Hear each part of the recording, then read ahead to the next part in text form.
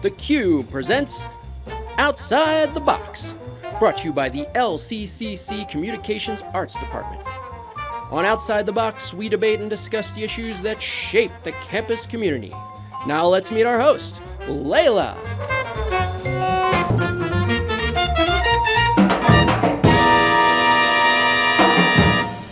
For many students, earning a degree means having more access to better and higher paying jobs across multiple sectors of the workforce. Most hope to secure salary positions that come with perks such as vacation time, paid time off, and medical coverage. But what about protection from mistreatment and misconduct? On today's episode of Outside the Box, we'll be discussing an integral part of the workforce, unions. What are they, and how can they help in the search for job stability? Joining us today to help us navigate this topic are my co-host, Bobby, and my co-host, Melody, as well as Mrs. Karen Parker, who recently stepped down as the union president for the Crestwood Educational Support Personnel Association, also known as CESPA, at Crestwood School District. Thank you for joining us, Ms. Parker. How are you today? I'm doing well. And you can call me Karen. Alrighty, how are you today, Karen? I'm doing pretty good. Amazing. And how are you, Melody and Bobby? Doing pretty all right. Mm-hmm. I'm very excited for today's episode and what we're talking about. So to start, you belong to a union in the Crestwood School District. Can you tell us a bit about that? Sure. So we're the a union for the support staff, which is like an arm of the Teachers National Education Association, or NEA, which is then kind of under the umbrella of PSEA. Mm-hmm. And I believe PSEA is still the largest union in the United States. Oh, okay. Yeah. How many members? No idea. But no like idea. Pretty high up there. I would think so. Yeah. Probably Yeah. growing by the day, I would hope. Yeah. Amazing. Yep. Can you explain what a union is generally? Sure. So a union is an organization formed by workers who have a same thought, and they want to bring their strengths together Yes. for a better workplace. For a more safer workplace, a Yes. more inclusive workplace, Exactly. things like that? Alrighty, and can you walk us through the process on how these unions are formed? Okay, so you would fill out a petition with your local labor board office, and you need to have 30% of the employees that agree with you. Okay. And then you file that and wait for them to give you the okay. And how long does that usually take? I don't know exactly. I didn't really create our union, so I'm not really sure how long the process is. Okay, awesome. So, considering your experience with unions, how important are they to the workforce from your point of view? I think they're very important. I think unions get a bad rap by some people. They think that they wreak havoc on companies, but the union is there to protect the employees. Right. You know, the union and administration or management, depending on your business, they agree on certain things, certain working conditions, and things like you said, pay raises, vacation time, health care, so they've agreed upon that. So your union is just making sure that the management follows that agreement. Right. Yes. So it's not like they wreak havoc on anything. They're just keeping both sides, to that legal contract that they have. Right, okay. I think people view unions as a bunch of complainers, people that just want to have a problem with things and just want to complain all the time. Yeah. And I don't think that's necessarily fair, because we're only, if you want to call it complaining, we're only complaining because someone is not doing their part. There is a So problem we have that to already exists and we want to solve it. Right. Exactly. Right. And the thing is too, maybe the business that I work in education, maybe I get paid $20 an hour and you only get paid $20 an hour. I'm sorry, $22 an hour, right? So I might be complaining, like, look at them. Do you believe they're getting $22 an hour? When that's, you negotiated that, Right. and in your area and your administration and your union, you kind of said, okay, that would be a good price for the job you're doing. And my Yes. union just didn't do that yet. So I would try to negotiate for a higher pay or different perk, That makes sense. And they're protected by the Constitution, right? That's correct, yeah. Under the First Amendment, you're allowed to, you have the right to unionize and engage in union-related activities. So we touched on this a little bit in the question I just last asked, but there's a lot of misinformation about unions out there. So what can people do to learn more about them and the positives of a union? Well, there's a lot of reputable websites they can go to find out about unions. You know, you can also check with your local union for the business that you're in, and the state level for that union. You know, and then it's always a good practice to check other unions. So. Our union is going to get ready to negotiate new contracts in January. So we will go and check the other school districts and see what they have. Okay. And kind of compare to what we have and what we think is what we want to go for or To try ask. to make like a fair deal. Right, Okay. right.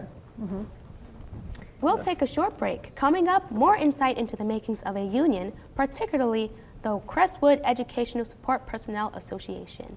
We'll be back in a moment with more from Karen, so stay tuned.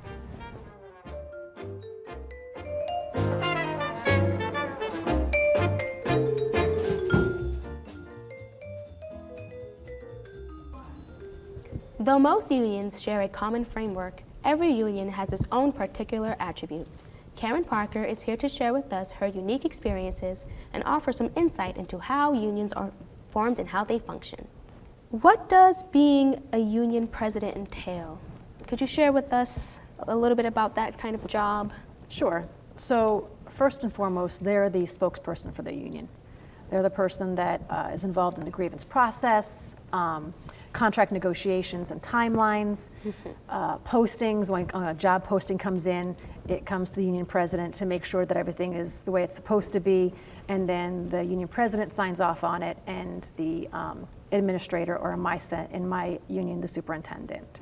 But however, the duties of a president can change between union of one company to another, or even in the same company like myself. We're in the support staff union, and we have the teachers union. Okay. So the teachers union has, of course, their teachers, so they have chairs and co-chairs for so many different committees, whereas my union doesn't. There's not a lot of member involvement in that sense. So when you don't have a grievance chair or a person,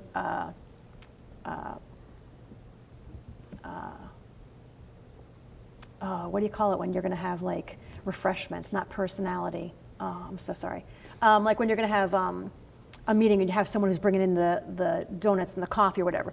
Even something simple as that. Right. If no one's in charge of it, then the union president or the vice president, in my case, you know, would then have to take that on. So you're already doing so many other things, you know? Right. Yeah. So it really depends on how the makeup of your union executive team and your committee members. Right. So the more members, obviously, the more even the jobs can be allocated through all the members. But if it's not that many chairs, then the union president is going to do everything to make sure because our union everything's probably smooth. has almost the same number of members as the teachers union, but you know, for the support staff union, for some reason, we just don't have many people come out and want to be chair heads of different things. You know, like membership.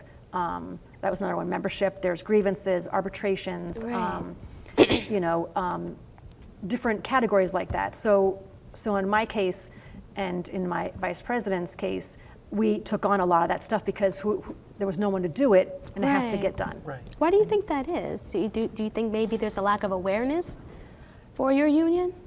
You know, I think that some people just don't want to step up to that. You know, I know for myself, when you hear like, you know, you belong to the union, part of you is like, ooh, I don't want to do something wrong or say something wrong. Right. You know There's a what I lot mean? of I responsibility. can get everybody in trouble or affect everybody's salary or whatever, you know. Right. I think there's just that fear to be someone to step up and be a member for something.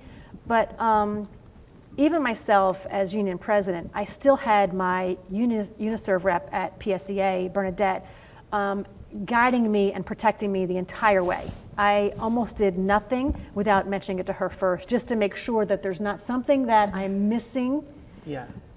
you know, because I didn't think I was union president material. You know what I mean? So I made sure that I checked with someone who knew the ropes Who have done it before? before I put my name down, before I said yes, before I did anything. Right. Well, they say the best leaders are the ones that, you know, aren't offering themselves up to that role. So, you know, it works out, I think, Yeah. in the end. So how long did you serve as union president? I served about 4.5 years.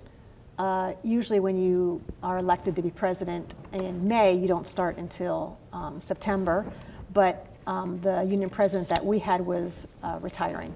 So she ended in May, and I started in May. Okay, so out of your experience, what do you think was the most impactful, most beneficial part of being a part in a union?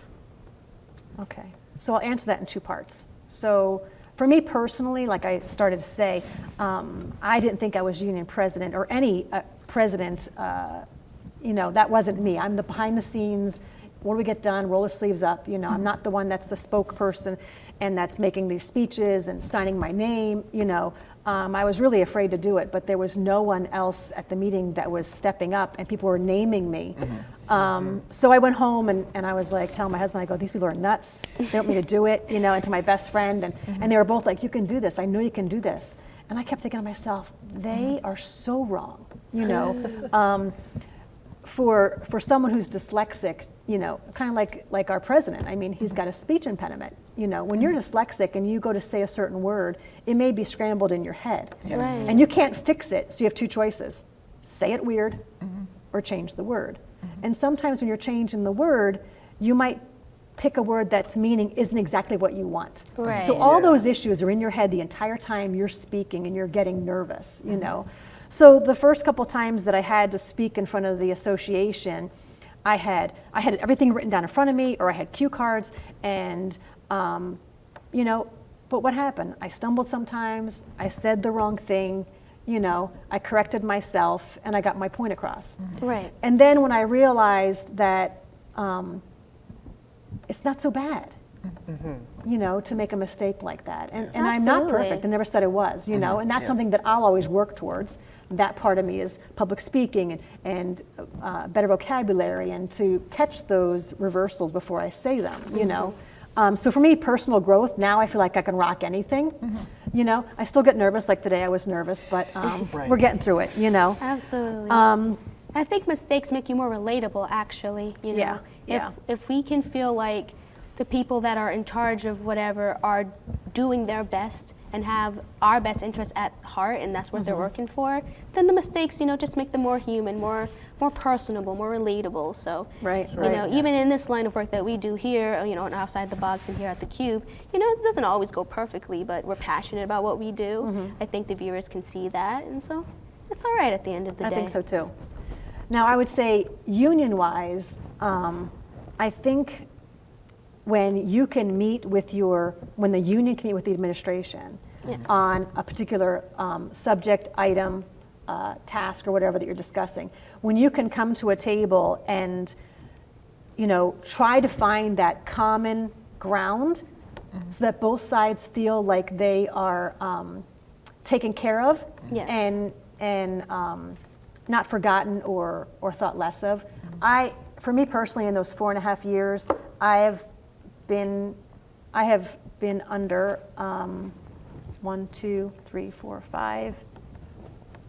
5 superintendents in 4.5 years. So that's 5 different personalities. Right. Yes.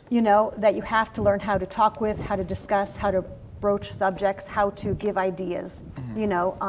The one that I worked with for the most time was Bob Mahalik, and he was fabulous to work with. He really understood the education as a whole. He really respected everybody that worked there. It didn't matter what job you did. He respected what you did, and he always tried to get to a common ground. Now, do we always agree? Do we always win? Maybe not 100%, Right, but yeah. at least you felt like your thoughts were heard, and that he understood that. Some of the superintendents I haven't been under here long because they weren't here long. You know what I mean? But when you can find a group that can talk like that and define the right answer for the betterment of the entire company, that's when a union is really at its best. And I don't think people realize that. Yeah. Yeah. The National Education Association is the largest union at 3 million people, and that's a lot. It is. What are your thoughts on this union? They're 3 million strong. They've obviously been around for a while. Right. Achieved some things. So what are your thoughts on that? Well, like I said earlier, PSCA, I believe, is the largest union in the United States. You know, now for me personally, and the time that I've spent in the union, they've always had my back. They've always had an answer for me, and I've never felt alone in any situation that I had. So I think they're great, you know. 3 million people sounds great. Yeah. I would love to be part of something with that many people. That is a very big coalition. So, do you think the existence of your union and other unions help make the concept of unions possible I do. for more workplaces? I do. I really do. When the union and the administration are working together, I think it's a great thing. You know, so to have a good, strong union that has your back, that's trying to keep it protected, that's awesome. It's what we would like to see across all sectors, because I know there are some industries that aren't unionized. And Yeah. ideally and hopefully we would like to get to a point where everyone has a union for everything. And you know, we Right. all have that security blanket for wherever we're working. Do you have any standout experiences that you can share with us that really illustrates a union at its best? Sure. So we had a situation where the administration didn't follow the contract regarding promoting from within and following the seniority list, which is according to our contract. And so we were able to go to arbitration and get that person that was wrongfully denied the full-time position that they were rightfully supposed to get. So that was a big win. Absolutely. And that's a situation where your contract says this and it wasn't followed, and then you step in and you make say, sure but look everyone, it, here's Yeah. our legal binding contract. and you have to follow these rules here. And Yep. I'm really happy for that person. I'm sure they were even Oh, she's happier thrilled. themselves. Yeah. Yeah, she's thrilled. You mentioned arbitration. Can you briefly explain what exactly that is? Sure. So to get to an arbitration, first you have a grievance. So like in this situation, the employee comes to the union president and says, hey, I should have gotten that job. I've been here 11 years. You know, this person's only been here a year. Oh, wow. These are the circumstances. Big difference. If you look here, it should have been me, right? Yeah. So what you do then is, for our particular grievance process, because they are different, for ours, she would go to her supervisor and make the comment, you know, hey, look, I should have gotten this. Right. And then they have so many days to come back with an answer. And then the answer that came back obviously was something like, you know, sorry, or there's no grievance here, we don't agree, whatever. Then I take it, then I send it back to the superintendent and I say, we don't agree with what the supervisor said, I'm pushing it to your level. So at each of these levels, the different parties, the supervisor, the superintendent, the board, they can choose to have a meeting with me or with the union. So the superintendent didn't agree with giving this person the job they were supposed to get, and it went to the board. And then the board didn't agree. So at that point, I send it to arbitration. So I tell the board, you know what, I don't agree with your process, I'm sending it to arbitration. So arbitration is kind of like, it's not quite a court meeting, but the arbitrator is this neutral third-party person who kind of holds court over the meeting. And what happens is he or she will come in and ask you what the situation is, and we'll say, well, this person should have gotten this job, and they didn't give the job, and the administration couldn't tell us why. A good enough reason. There's got to be a reason that works on why that person didn't get the job. And so then they ask different questions, like you would in a courtroom. He would talk to the union, he would talk to the administration, and back and forth. And then he comes up with an answer. And the answer then, in our case, turned into an MOU, which is a memorandum of understanding. So what that means is, it's another legal document that gets filled out, and it pretty much states out what happened. You know, this person did not get what they were supposed to get, and of course I'm making Lay it it all out I'm in making it paper. more simpler than it is. Yeah. Right. And both the administration and the union sign that, and then that becomes a legal binding contract, just like the contract is. And sometimes within a court, within an actual court. Okay. right, and then sometimes those MOUs actually get put into the next contract that if it's something that we're discussing and need to go forward, they'll put that MOU right into the next contract. Right. That's very effective, very, very effective. My father also participates in a union. He works for Social Security. They have a pretty strong union there. And we've had conversations about grievances and the third party and, you know, taking it up to the levels that you need to take it. Right. Is there a point where, you know, you went through all the levels that you possibly could and there's no resolution? Has that happened many times? Well, there's always a resolution. At least in my experience, there's always been a resolution. Okay. Now, is it one that administration liked or that the union liked? Maybe not so much. Or maybe you're kind of, you know, split hairs to get what you need. Right. But there's usually a spot where there's an answer and you both kind of agree to it, whether it's begrudgingly Right. or happily. Right, Yeah. agree to disagree, shake hands on it, that type of thing. Yeah, yep. So, has there ever been a time where you felt like your union didn't do its part or the results were not as favorable? I would say in my experience, the only time the union, and I wouldn't even say didn't do its part, is that when you have a subject or something new that hasn't been in the contract yet.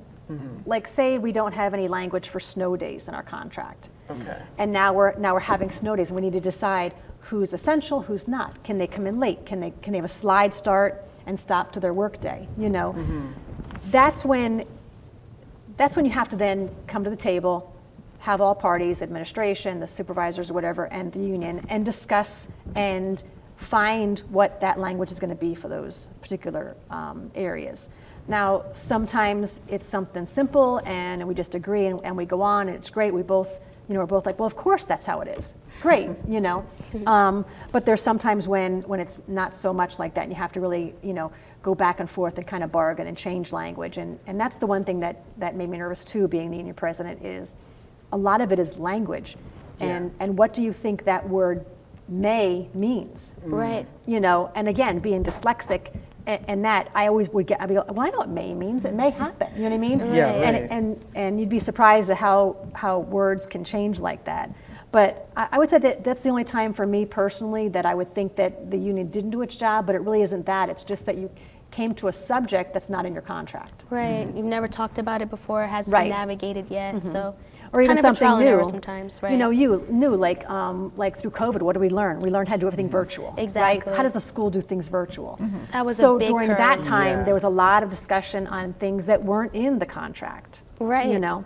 We experienced something similar here at the college. It was pretty challenging, but you know, like with every new experience, you gain something. So unions, I would assume, not only do they evolve with members, they just evolve in their functionality and their efficiency through experience as well. Exactly. Yeah. There's things that you when you come to the table for the next contract, you're like, we are not doing this again. Absolutely. You know what I mean? Where you're like, now this is a plus, but let's add. Yeah, You know, yeah.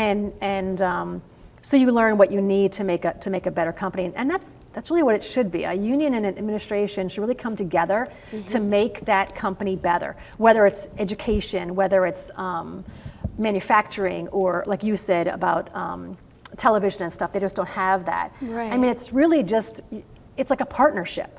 Yes, You know, and that's when it's at its best. absolutely. You That's know? how it should be. And to, Yep. to add to that, are there any improvements that you would like to see within your union or for unions in general? Well, I can only speak to my union. I've only known one. This is the only one that I've been a part of. You know, and for me, like I said earlier, when I was president, it'd be nice if there was more committee members, you know, that took on the different things. Like I mentioned, grievances. So anybody can be that grievance chair. Right. And so what happens is when you're the person who's in charge of grievances, and since I didn't have anybody to be the head for that, they would come to me. So now I have to meet with them, then meet with them with the supervisor, then meet with them with the superintendent, and then Be you know what I there at mean? all stages because there's Right, no and you're middle already person. busy with all these other things that the president does. So if you had Yeah. a committee that did that, like the teachers union does, then they would come to the president and go, okay, go see these two because they're in charge of our grievances, you know, Right. or our yeah. arbitrations, or hospitality. That was the committee that brings in the donuts and the coffee. Hospitality, you know, yes. And stuff like that, because then it just takes a little bit off your plate. Right, You know. right. That's what I would say for mine. I said it definitely needs more volunteers at different levels to take the pressure off of the president. Definitely, and I hope you guys can find that. You know, maybe spread with this program, spread a little awareness. You know, for your school district, and hopefully, you know, get someone in those chairs to make things a little bit easier. Yeah, it would. Our discussion is coming to a close, so to wrap things up, do you have any final words of advice to students who will be graduating soon and entering the workforce, as far as unions, what they should, you know, do about it, their research, things like that? Sure. Don't shy away from it. I would check into it. I'm not saying every union is great. I'm saying that in my experience it is, and I think the basis of having unions is a good thing. So check it out if it's in your line of work, and even check it out if you're at a level where you're not going to be in a union. Right. Maybe you're management and you're not going to be in the union. Still check it out. Still know what the contract looks like. Know the members, because they're really your partner in the whole thing. You know, so I feel like you know, the more knowledgeable you are, the better you'll understand, and then we won't have those thoughts of like, you know, oh my gosh, that union, did you see what they did? They've got $5 an hour. Well, you don't even know what they started off with. Right. You don't know, like when I joined our union, we hadn't had a contract for 8 years. Wow. You know what I mean? So that was like, that's like one of the times, I wasn't even involved in that as much. I was I'm a member, you know? Yeah. But that's a long time to not have a contract. Very long. You know, and not to agree with both sides. And like I said, I wasn't there, so I don't know who, you know, where that agreement why it didn't work, you know. But definitely check it out and see what you think, because I think they can be very beneficial in protecting you, you know. Yes. And we all need protection, you know. Absolutely, very true, because, you know, ideally we would like to work with people that have our best interests at heart, but having that middle ground, that middleman to go to make sure we're definitely going to make sure your best interest is seen to, that is, you know, ideally what we would hope as future people that will be working in the workforce. So thank you so much, Karen. Thank I felt you. like this was a great discussion. I've learned a lot. That is all the time we have for today. What a discussion. A huge thanks to Mrs. Parker and my co-hosts, Bobby and Melody, for joining us today, and a big shout out to everyone in the studio and our amazing crew. This has been another episode of Outside the Box, where we discuss matters that matter to you, the students. Tune in next time where we'll have the facts and the opinions right here on theCUBE. Thanks for watching.